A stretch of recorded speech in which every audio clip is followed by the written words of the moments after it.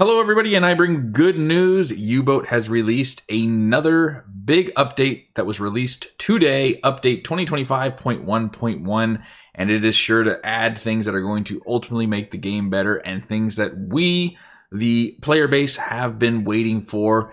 To start the update off, the developer goes into that they reworked the deck awash mode. We've reworked the deck awash mode to provide a more realistic experience. When activated, the crew now floods the bow and stern ballast tanks, keeping the U-boat partially submerged. In this mode, it's possible to walk on the conning tower, provided weather conditions are favorable, but not on the deck. Additionally, diving from this mode is quicker. So it will provide us with a lower profile, harder to see. I mean, I could argue harder to see, yes, by other ships, but then again, you have the waves crashing around you, as you can see in this photo. So, depending on how crazy the AI in this game, they might see the waves splashing around the tower of your U-boat and be able to call you out. But there is, however, a downside now to having the reworked deck awash mode, and that is, however, using this mode reduces both speed and fuel efficiency significantly. It also makes ventilating the U-boat more challenging due to the risk of flooding, which makes sense overall. You're obviously going to have a lot more resistance coming from the ocean because it's dragging across the tower, and it's going to be harder to push through that resistance, so the engines are going to be working harder, the fuel efficiency is going to be less. Totally makes sense. I don't know that I've ever really used deck awash mode in my current games and playthroughs. Maybe once or twice, but it's something I rarely use. But it's interesting that it'll also provide or make ventilating the U-boat more challenging due to the risk of flooding, which makes sense. The water splashing everywhere, getting down that snorkel, and then ultimately flooding. What I want to know is, if you are on deck awash mode and trying to ventilate, will you start to notice a accumulation of water quicker than you would normally inside your U-boat that will force you to have to pump it out? Or will it kind of be the same? That would be interesting to see. But the big thing, again, as I said about this U-boat update, is I think it's catered pretty well to the newcomer of U-boats. So the big addition for me personally is the adjustable realism settings. By popular request, realism settings can now be adjusted during a playthrough, with all changes reflected immediately if you change your mind about any settings. It's no longer a requirement to start the game. So for any of you that are brand new to this and still haven't played or are kind of wondering how it went, when you started a new game, you would set a difficulty setting, and that was it. If you wanted to have ultimate realism and you accidentally said that, you would have to completely restart the game in order to actually change the setting down to a lower, newcomer, and or intermediate kind of setting.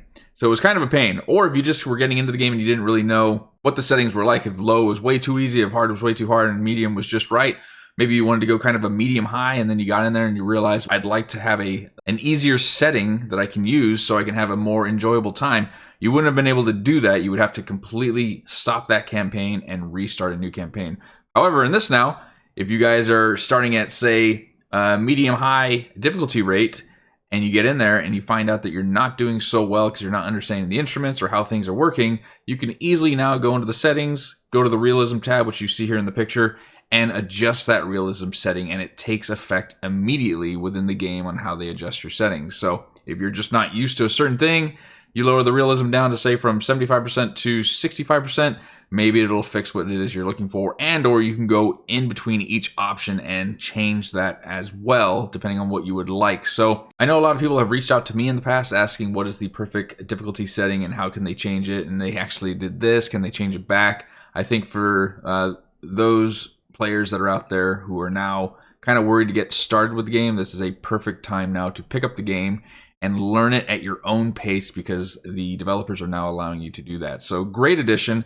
They also go on to say the only exception is for those attempting to attain the Ace of the Depths achievement. Changing realism settings during this attempt is restricted, as doing so would reduce the challenge required. If your game is eligible for this achievement, you will be asked for confirmation before any changes are applied. Another thing they've added, and again, I think this is catered to the more casual player who just want to get out there, captain a U-boat around, and sink some ships. They don't want to play the whole entire game in the full realism setting. They just want to sink some ships. This is a setting that I think is going to be for that group of players, and that is more frequent encounters. This version introduces a new realism setting, along with its associated mechanic, to increase the frequency of ship encounters at sea. It was primarily designed for newer players, but may also appeal to hardcore players seeking more action. By default, all ships in the world are simulated, minding their own business without taking our U-boat into consideration.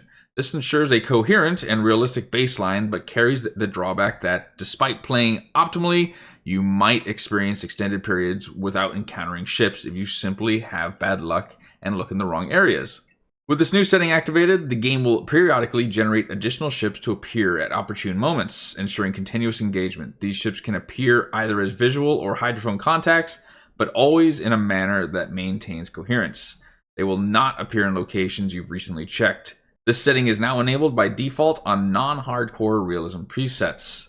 So again, it caters to the new players out there that are just starting up a whole new career, have never played U-boat, and you're just trying to get used to the controls. This is going to allow you to turn this on, and you can go out there and have multiple contacts on a continuous basis and really understand how to use all the instruments, get your coordinates right, get your systems right, get your target all set up, launch the torpedo, get those strikes, and when you were comfortable with that, you can then start ticking it up higher in realism and reducing those encounters and actually playing and enjoying the game. So I think, again, these are all excellent additions that the developers have added for U-boat and really going to help the new players. And to finish it off, they have also added a slew of other changes with crew, graphics, UI, missions, technical, and general. I will put this all up so you guys can actually look at it and read it. One of the most noticeable ones, I know it might not be for you guys, but for me, because I've certainly forgotten this in the past, is refilling my compressed air reserves after I've used them. And in the general fix that is added is that compressed air reserves are now automatically refilled during quick returns to port, which is great. That is great. Because I've gone out there, used the air reserves, forgotten to turn on the compressor to refill those things, and then had to use them again and be told, oh, no, you got to forget. So it makes sense. You go back to port, the crew's already going to maintain and upkeep the U-boat, so when you're out, you are like at 100% capacity, ready to rock and roll.